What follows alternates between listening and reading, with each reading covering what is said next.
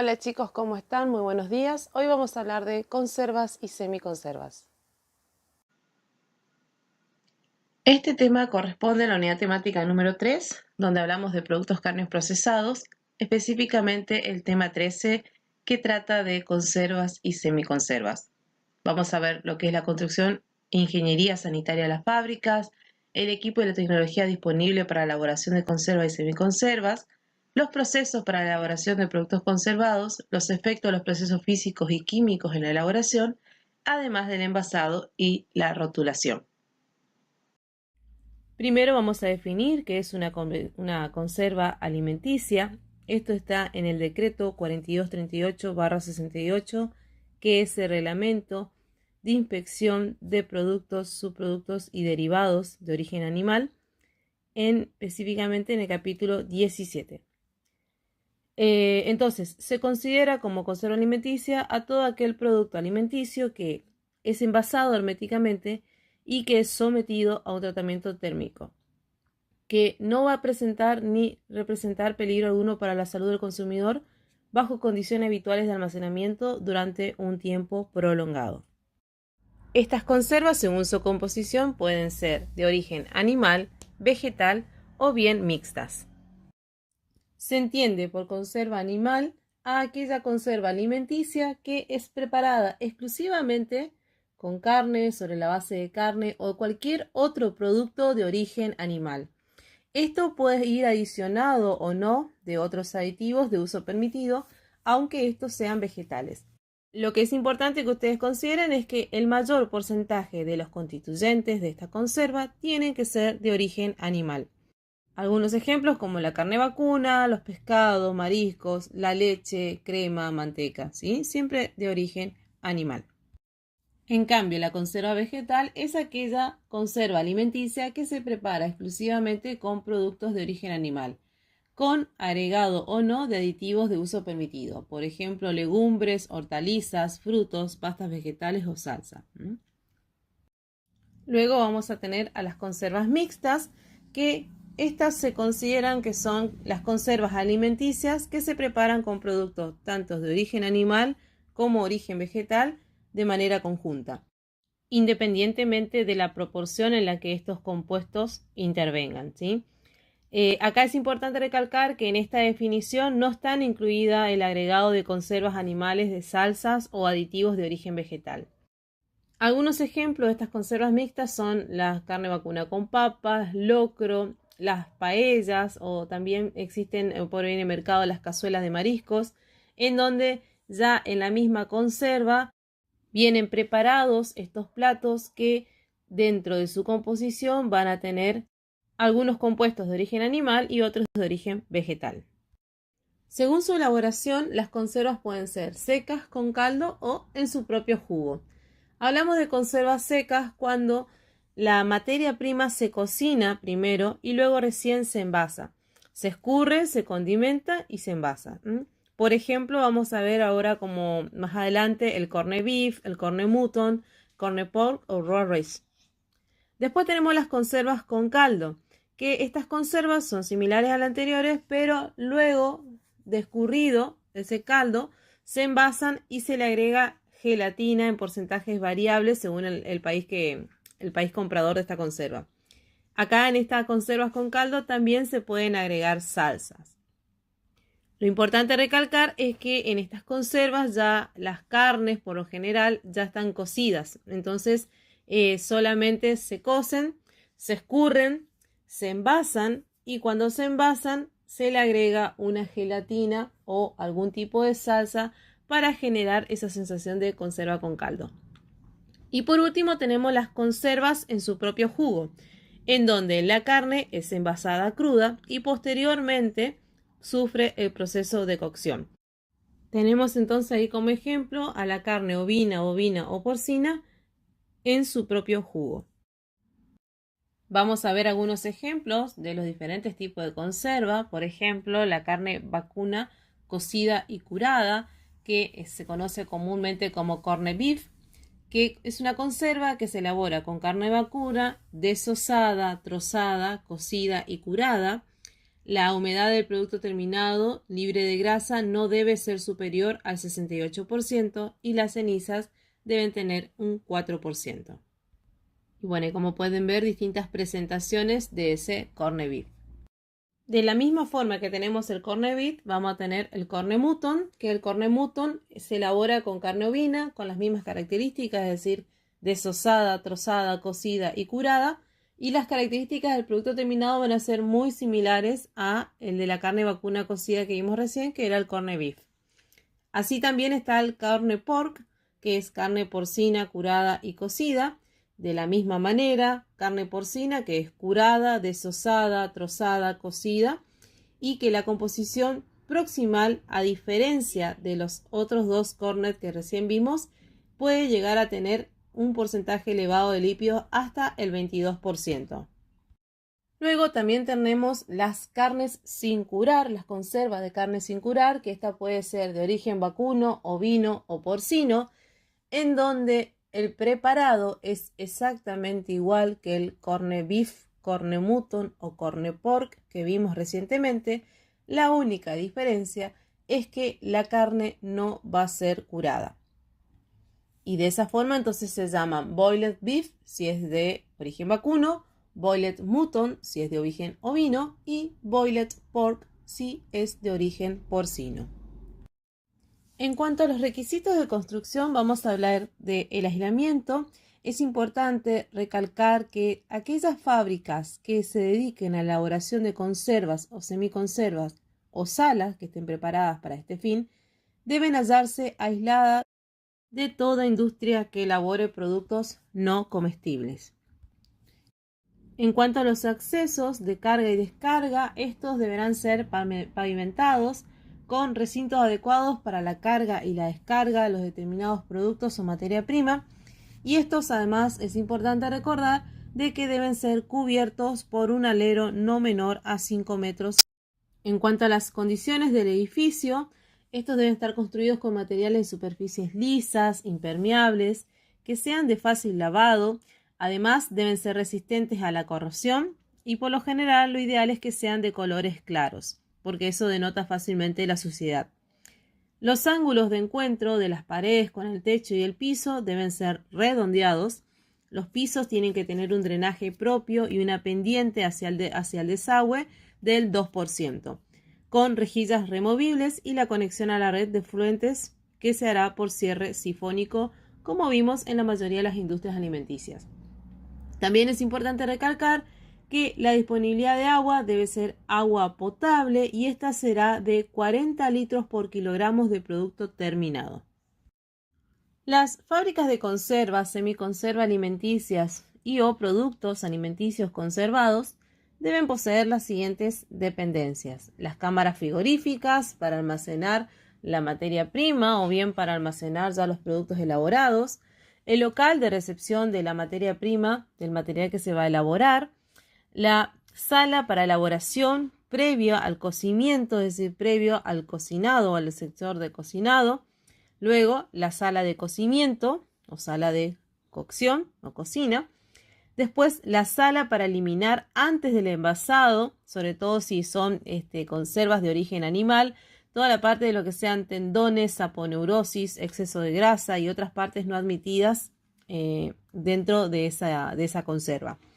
Además debe estar la sala para envasado y cierre de los envases, el local para la esterilización y enfriado de estos envases, también el local para la incubación y estacionamiento, una vez almacenado y envasado ya, previo a la venta, barnizado, etiquetado y encajonado de estos productos.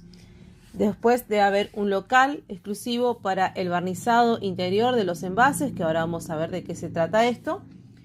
El local de la limpieza de los envases previo a la utilización de los mismos. Un local también para el depósito de la hojalata, de los envases de cartón, pinturas, barnices, rótulos.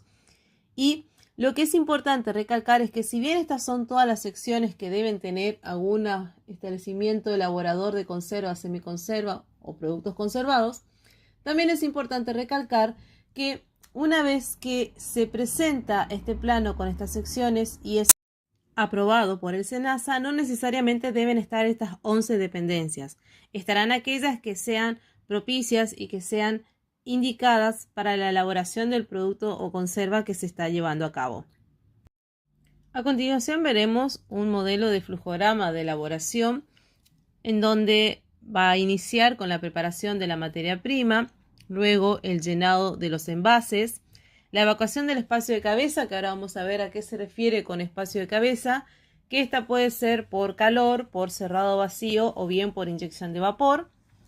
Luego se procede a cerrar las latas, si estamos hablando de conservas, un lavado con agua y detergente, un tratamiento térmico, el enfriamiento entre 40 y 45 grados centígrados. En la velocidad de enfriamiento es importante que se tenga en cuenta que se hace a 4 grados centígrados por minuto. Luego viene la limpieza, el almacenamiento, que tiene que estar almacenado entre 2 y 4 semanas antes de ser etiquetado, y por último el etiquetado. En cuanto al tratamiento térmico que se debe llevar adelante en este tipo de productos, ya sean conservas, semiconservas o productos conservados, vamos a tener a dos que ya vimos, que es la pasteurización y la esterilización.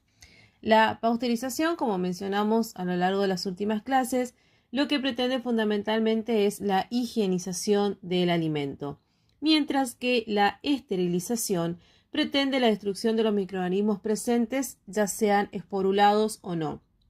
Además, con este tratamiento térmico lo que se hace es tratar de conseguir un alimento que sea microbiológicamente estable, para de esta forma poder almacenarlo por un periodo de tiempo considerado a temperatura ambiente. Y entre estos alimentos, por lo general, se encuentran los que conocemos como conservas. Como mencionamos recientemente, con la esterilización se pretende destruir a los microorganismos que son más termoresistentes, inclusive a los esporulados. De esta forma se logra la esterilidad comercial. A su vez, esta esterilización puede llevarse a cabo de dos maneras. Una puede ser esterilizando los alimentos ya envasados y la otra es la esterilización de los alimentos sin envasar aún. Si hablamos de la esterilización de alimentos ya envasados, entonces vamos a tener en cuenta que los envases que se van a utilizar para esta cuestión pueden ser de latas, pueden ser botellas de vidrio o bien bolsas termoestables. Los envases se van a suministrar comercialmente, esto debe estar limpios y es necesario asegurar la limpieza e higiene de los mismos antes de proceder a su llenado. Es por eso que si los envases son metálicos y de vidrio, se lavan con duchas de agua caliente o con cepillos rotatorios y luego se transportan de manera invertida hasta la sección de llenado con el alimento ya terminado. Las máquinas llenadoras tienen que ser versátiles para poder utilizar envases de diferentes tamaños y también deben permitir mantener las condiciones higiénicas durante todo el proceso del llenado de estas conservas.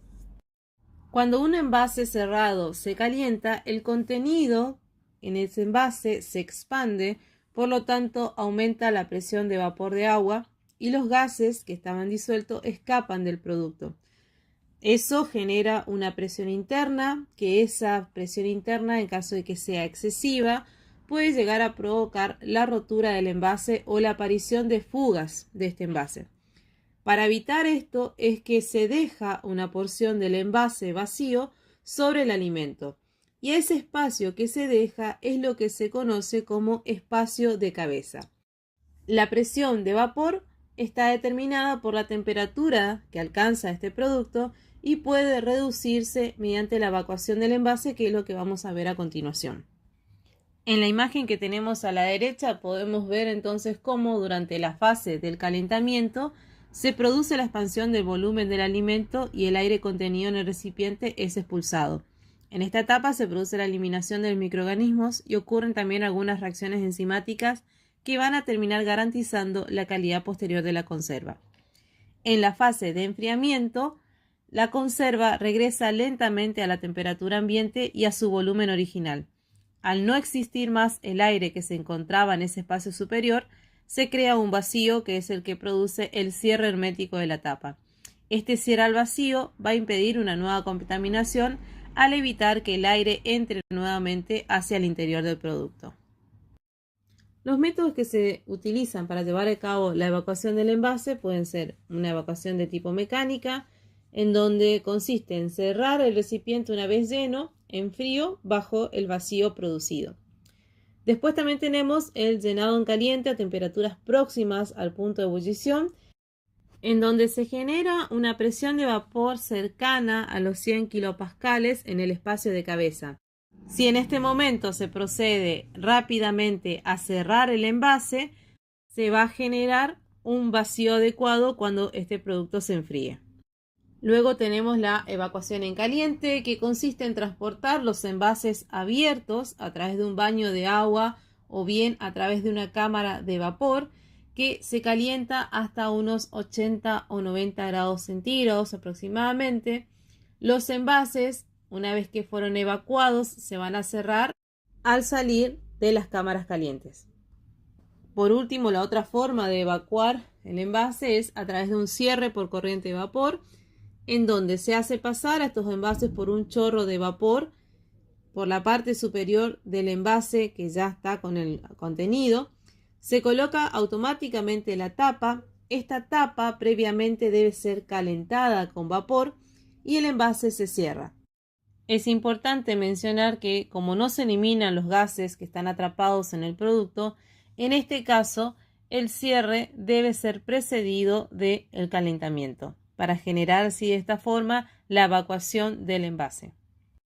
La esterilización en alimentos ya envasados por lo general se lleva a cabo en especies de autoclaves, en donde el método más frecuente para el calentamiento en envase cerrado es mediante la aplicación justamente de vapor de agua saturado con temperaturas superiores a los 100 grados centígrados, entre 110 a 125 grados centígrados con una atmósfera y media de presión. En la siguiente diapositiva podemos observar una especie de autoclave industrial en donde podemos ver que va a haber tubos por donde va a circular el vapor a temperaturas superiores de 100 grados centígrados y va a haber también una especie de purga, es decir, justamente para facilitar la liberación de la presión que se genera dentro de este autoclave. Es muy importante tener en cuenta que van a haber factores que van a incidir en esta transferencia del calor de la esterilización, que básicamente van a estar dados por el tamaño del recipiente, en este caso las latas son las que van por lo general en este tipo de autoclaves, de la forma del envase y de la naturaleza y consistencia del alimento. Ahora veremos cómo se lleva a cabo la esterilización de alimentos sin envasar.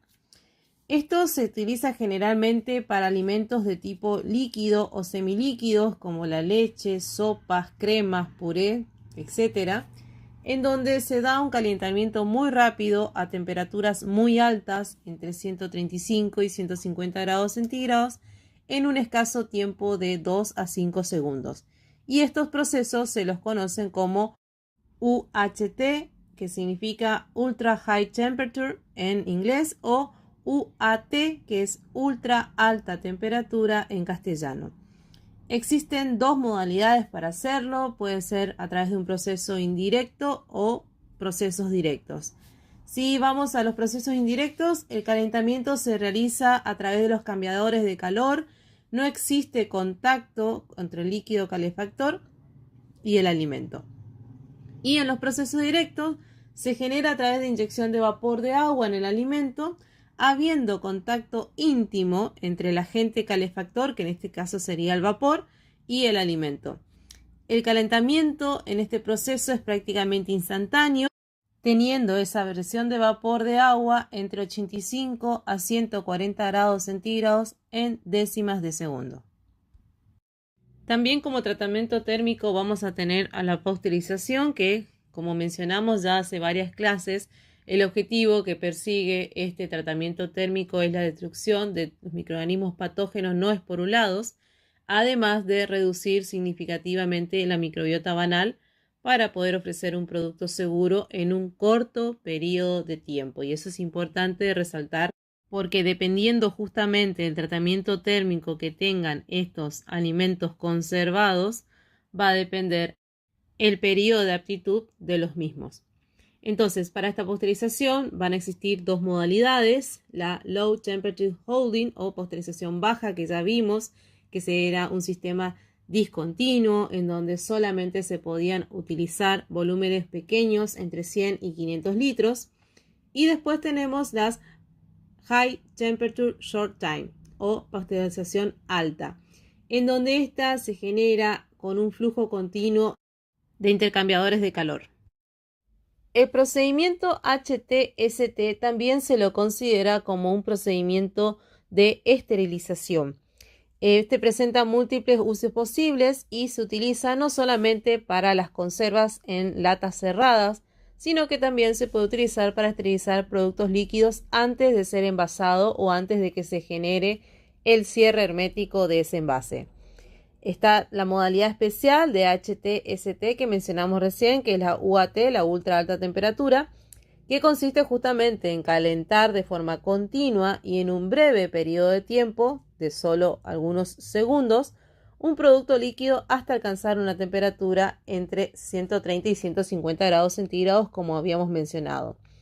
En la industria cárnica solo se aplican los procedimientos de HTST para las latas de conservas que ya están cerradas.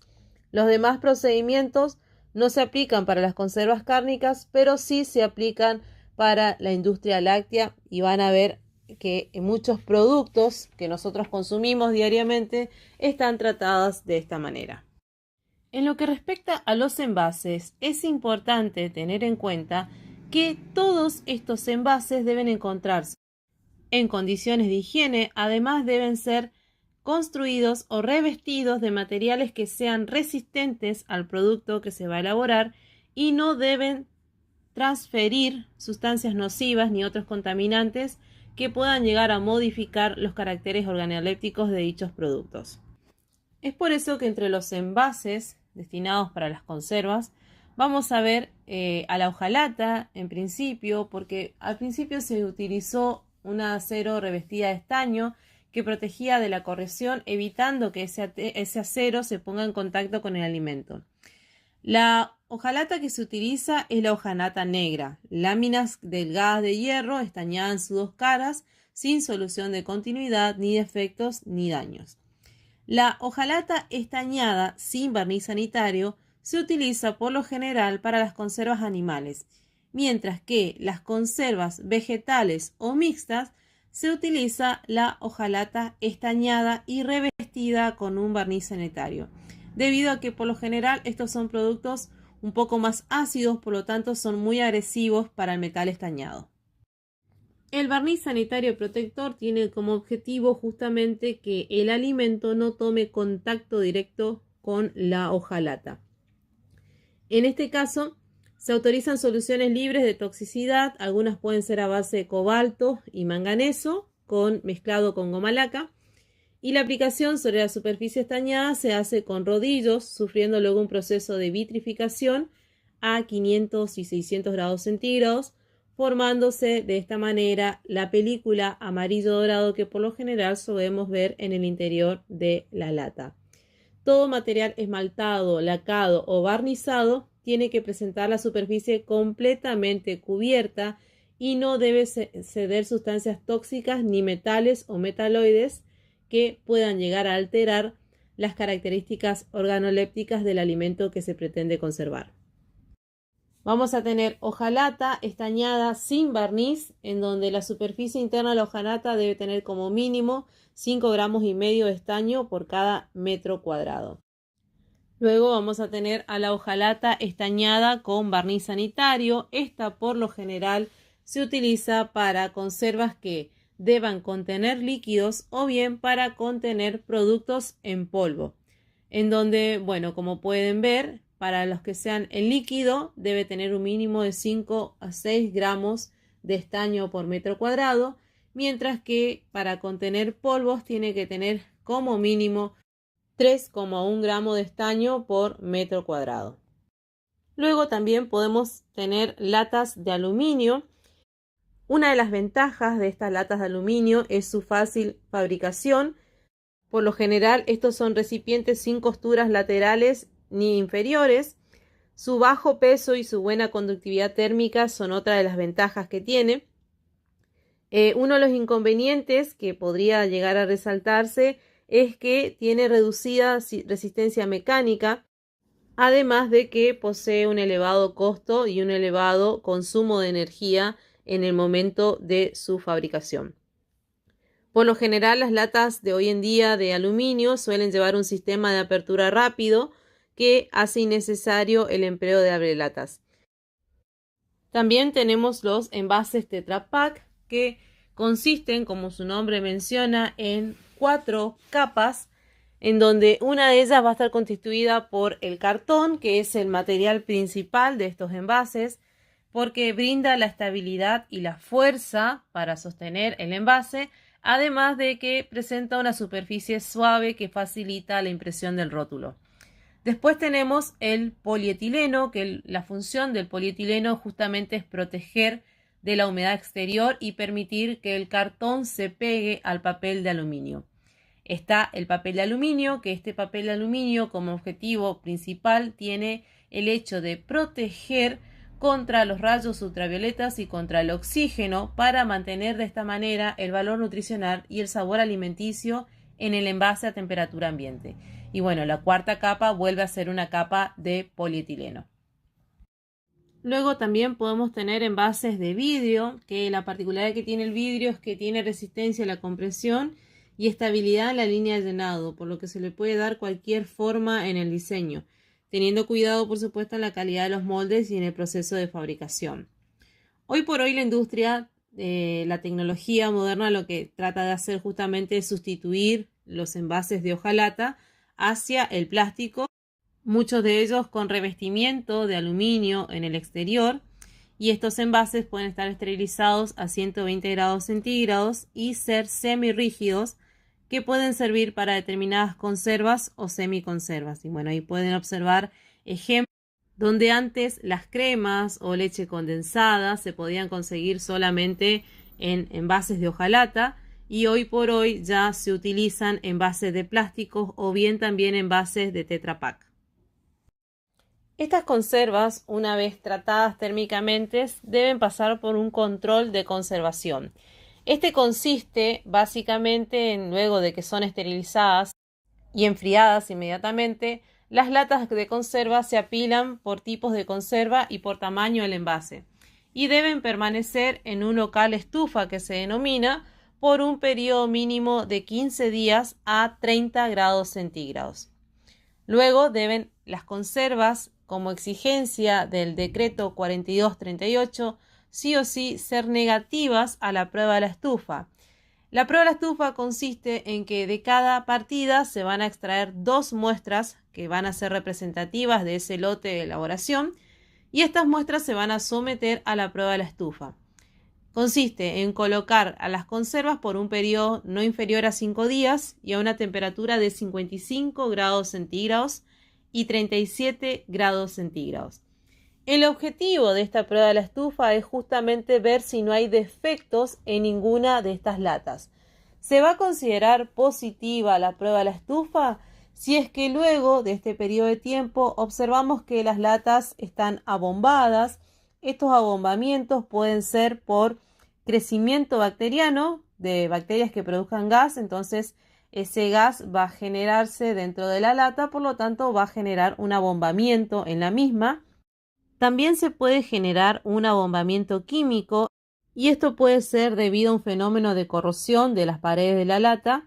En este caso, ciertos ácidos que están presentes en el producto, como ácido de frutas, ácido láctico o cualquier ácido que esté en este tipo de conserva, puede reaccionar con el hierro, produciendo de esta manera liberación de hidrógeno. Por lo tanto, va a haber abombamiento en esta conserva. También puede haber un abombamiento de tipo físico, en donde este puede deberse a que la lata ha sido comprimida o golpeada desde el exterior. La tapa y el fondo de la lata pueden abombarse a consecuencia de ello, que se denomina abombamiento por compresión. y en este caso el incremento de la presión interna no obedece a un aumento del volumen del producto, sino a una disminución del espacio físico que tiene disponible.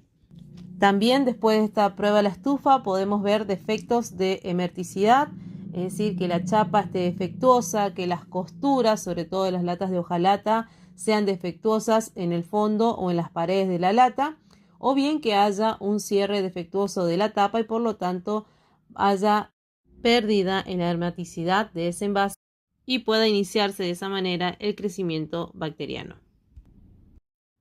Vamos a definir a la semiconserva, entonces vamos a decir que se entiende por semiconserva a todo aquel producto alimenticio que ha sido envasado y que ha sido sometido a un tratamiento térmico.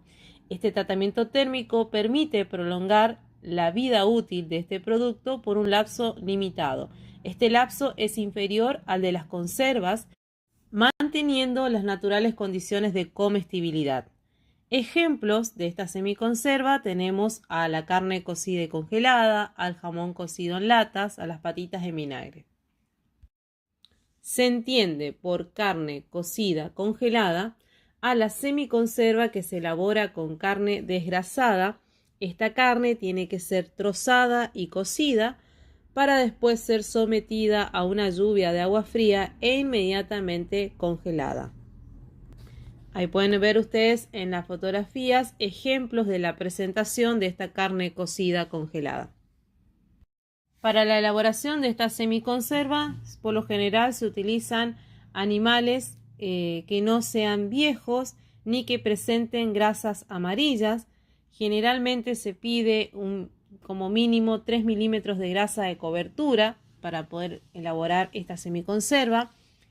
Esta carne puede provenir de la propia producción o bien puede provenir de establecimientos faenadores habilitados para elaboración de carne roja. Las plantas elaboradoras de esta conserva van a tener sectores específicos del departamento de carne cocida congelada, en donde en primera instancia va a estar el sector de despostada, que es el lugar en donde se desgrasa a esta carne, además de cortarla en pequeños cubos. Vamos a tener cámaras de refrigeración en donde van a estar conservadas estas piezas. Luego tenemos la sala de envasado o trozado. También vamos a tener un depósito de correderas, de canastos, de envases y las cocinas propiamente dicha. A continuación vamos a ver entonces cómo se elabora esta carne cocida congelada. Una vez que es despostado entonces los cortes, lo que se hace es llevar a la sala de envasado, en donde van a ser envasados en continentes, es decir, que van a ser embutidos en estos continentes, y luego de eso pasa a el sector de cocido. Como pueden ver ustedes ahí en la fotografía, lo que están haciendo justamente es, luego del trozado, en pequeños trozos, los van embutiendo en esos continentes de bolsas de polietileno, para luego enviar entonces al sector de cocido. En el sector cocido vamos a tener la cocina, vamos a tener termógrafos individuales, vamos a tener correderas o rieleras, guinches y mesadas, además de un lugar específico para la extracción del envase en el cual fue embutido. Vamos a tener también un lugar específico para la recolección del caldo que se genera producto de la cocción. Además de que en este lugar se va a hacer la extracción de muestras para ver si hay Listeria monocytogenes. Luego va a haber un sector de reenvasado. Se hace el cierre con clipeado y se enfría por ducha de agua fría para luego después llevar al sector de congelado. Hay que mencionar entonces que esta carne cocida congelada consiste en cubos picados de carne en el cual se le puede adicionar o no gelatinas, que estos van a estar sometidos a la cocción en agua a 100 grados centígrados. Luego entonces se saca ese primer envase en el que fue cocido, se recolecta el jugo producto de esa cocción y en este momento es en donde se toma la muestra para Listeria monocytogenes. Es importante controlar justamente a esta bacteria porque recuerden cuando vimos microbiología de los alimentos, mencionábamos que esta bacteria inclusive puede crecer en temperaturas inferiores a menos 18 grados centígrados. Y es por eso que es potencialmente peligrosa. Además, recuerden ustedes que esta era la que generaba el biofilm. Entonces, por eso se hace el control de cada lote, tiene que ser negativa a la prueba de la Listeria monocytogenes. Luego, entonces, se reenvasa a este producto para llevarlo a una ducha con agua bien fría e inmediatamente se lleva a congelación. Por último, son colocados en el envase secundario. Como mencionamos, después entonces va en el sector de envase secundario, que este sector de envase secundario por lo general es caja de cartón corrugado, en donde debe estar debidamente etiquetado y rotulado, y se debe seguir una trazabilidad por lote de cocina, digamos. Además de que luego debe ir al depósito de congelado y a la espera de ser comercializado. Luego también tenemos como ejemplo de semiconservas en el reglamento al jamón cocido en lata, que se entiende por jamón cocido en lata a una semiconserva que se elabora con el producto homónimo, es decir, un jamón cocido que se envasa en la lata y es pasteurizado. Ahí pueden ver ustedes la presentación de esta semiconserva. También como ejemplo de semiconserva tenemos a las patitas en vinagre, que se prepara con patitas de cerdo que son curadas y cocidas, con el agregado de vegetales como pueden ser cebolla, perejil, especias como la mostaza en grano, pimienta blanca, además del vinagre blanco. Las patitas se van a sumergir en esta mezcla preparada para la conservación. Y ahí ustedes pueden observar en la imagen una de las formas de presentación de estas patitas en vinagre. En cuanto a los rótulos de estas conservas y semiconservas, es importante que esté bien designada la denominación del producto, la composición del mismo, peso y volumen, además del nombre y domicilio del productor, fabricante o fraccionador de estos alimentos conservados. Además, debe estar obligatoriamente la expresión Industria Argentina, el número de establecimiento, y los rótulos deben exhibirse sin enmiendas. Para las conservas animales y mixtas, corresponde que sea estampada en la etiqueta o en la hojalata la fecha de envasado, mientras que si son conservas de tipo vegetal, lo que se debe estampar es la fecha de cosecha. Bueno chicos, acá les dejo disponible la bibliografía que aborda el tema de conservas y semiconservas. Nos encontramos la próxima clase. Saludos a todos.